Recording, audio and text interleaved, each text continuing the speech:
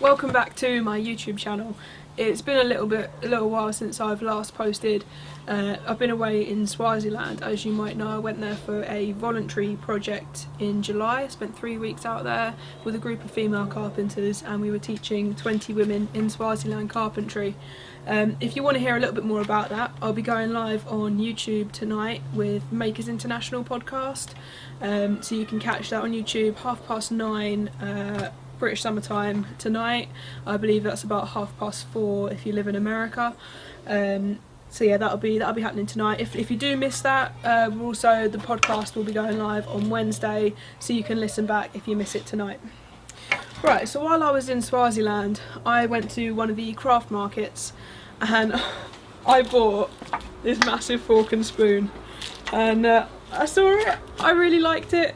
I have no clue what I'm going to do with it or where. I don't think I've even got room to hang them up in the house, but I still wanted to buy them. Had a little bit of fun in the airport. I was charging round even though I wasn't feeling well, and it was great. The only thing about them, I paid about 100 rand, that's in sterling, that's about £6, £7. So I thought it was quite a bargain, cheaper than I could probably make them. The only thing about them, they're a little bit rough. If you come in a little bit closer and take a look, they need a little bit of help sanding up, and I'm going to put a bit of a wax finishing coat on them as well to protect them. They've got a few scuffs where I've been dragging them around Heathrow Airport. They've got a little bit scuffed up, so I'm going to sand that all back. I'm going to make them nice and smooth, because at the moment I'm rubbing my hands along them. They're very, very rough, and I feel like I might get splinters. So I will talk you through the sanding process. I'm going to first of all separate them. The tape probably has left some adhesive on the handles by now as well. It's been about a month since I bought them. They've sat in the corner. I got so excited when I bought them, and they've sat in the corner and not done anything because I haven't been well. If you follow me on Twitter, you will know that when I landed back in Heathrow, I'd spent the 10 hours of the flight with food poisoning, and I wasn't feeling too great. So I've recovered last week and I'm back on it all this week. So I thought it's time to get these out from the corner and start sanding them up. The basic things about sanding: you get your sandpaper. I'm using a 120 grade sandpaper. You can see on there 120. That's a good grade for not quite finishing. If you're finishing off, making it really smooth, then you want to use 240. If it's really rough, this is quite rough, to be fair. But I don't want to take the roughness out of it, because I feel that's part of the character of this fork and spoon, is they've been hand carved and it's been quite roughly done, and I don't really want to make it super smooth, because that takes away from the character and the fact, you know, I got them in Africa at a little market. Someone was meant to use these and actually use them for cooking. The lady at the airport said to me, "Are you going to use them back in England?" I said, "Nah, they're for decoration."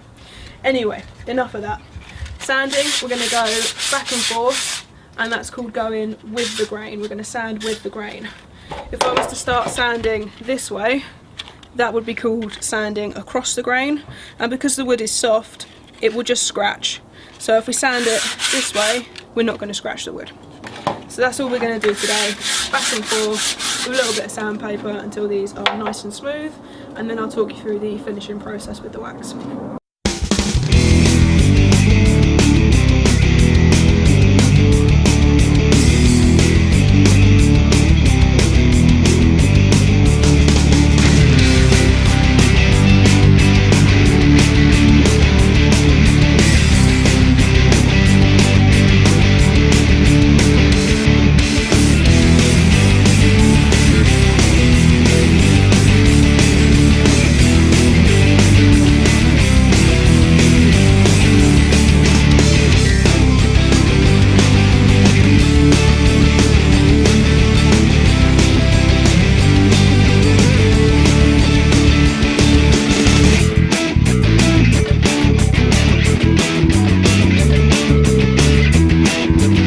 So we finished sanding. It's still a little rough to the touch, which is what I'm after. It's still got all the grooves that have been carved into it. They're still there, and that's exactly what I'm after. I didn't want to do it really smooth and take all those grooves out, because that's all the character and all those grooves. Next thing we need to do is we need to get a brush and just get rid of all the sand and dust from the surface. This is much better with a hard brush rather than just a brush from a dustpan, one that the dogs chewed. But in this case, any brush will do. So just make sure it gets in all the grooves, because we've done those bits on the fork. Just all over. All the dust is going to go.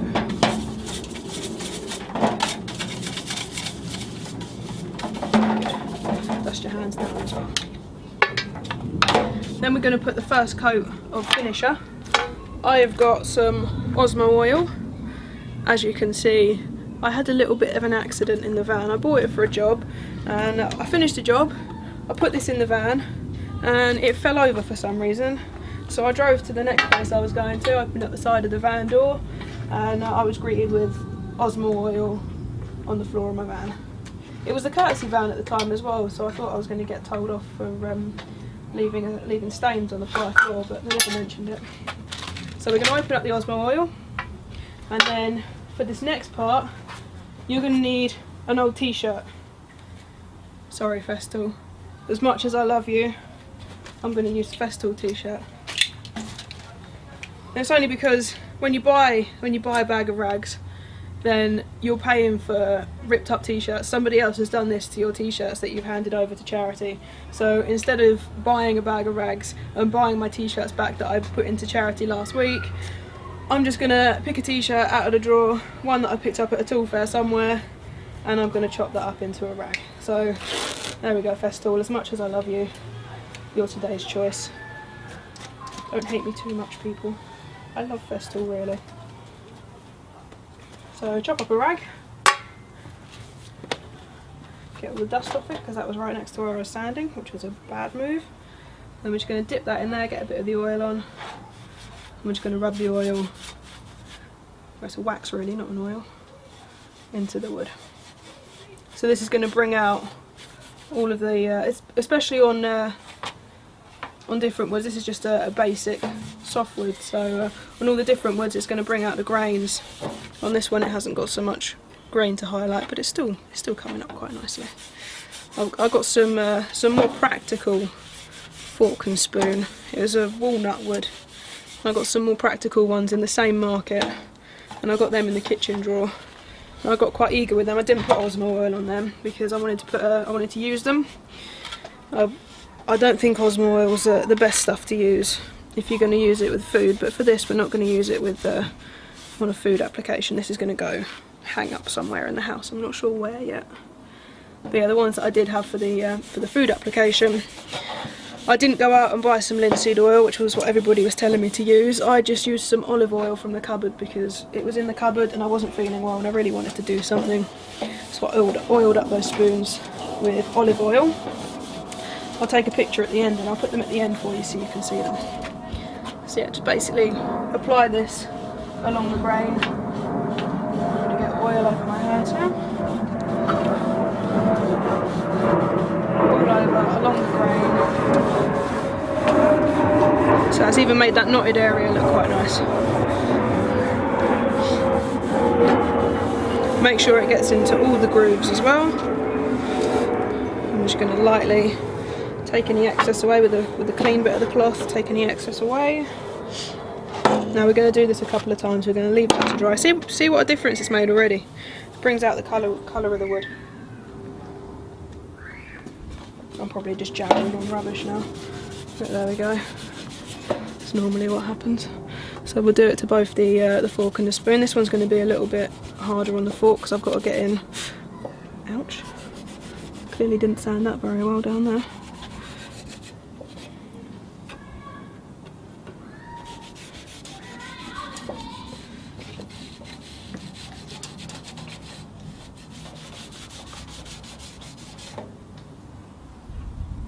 So again, all the way down, both sides.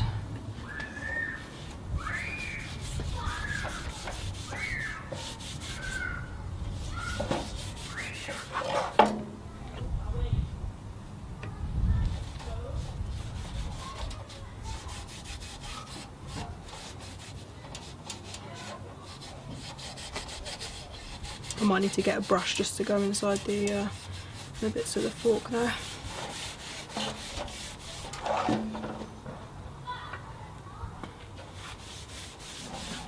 So I'm going to leave these to dry for a couple of hours, and then we come back to them and we do it again.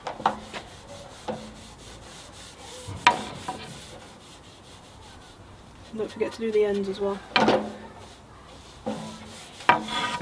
Eventually I'll find a place to put these, and I'll do a little video when I finally put them on the wall. But for now I think they're going to be put back into the corner, unfortunately. I think they look quite good.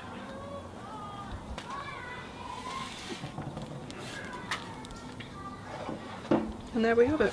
One fork, one spoon.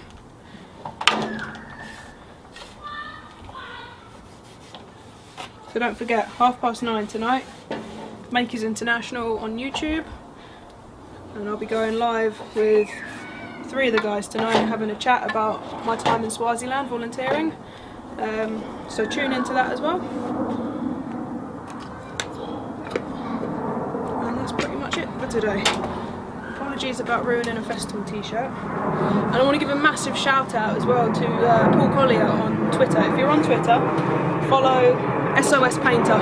He gave a massive donation to the women in Swaziland. It was a last minute, absolutely desperate call for help, and he enabled us to buy all the remaining tools that we needed while we were out there. He's absolute legend, so do follow him on Twitter. Follow me on Twitter. Any suggestions of what you want to see next, let me know. Like, share and subscribe.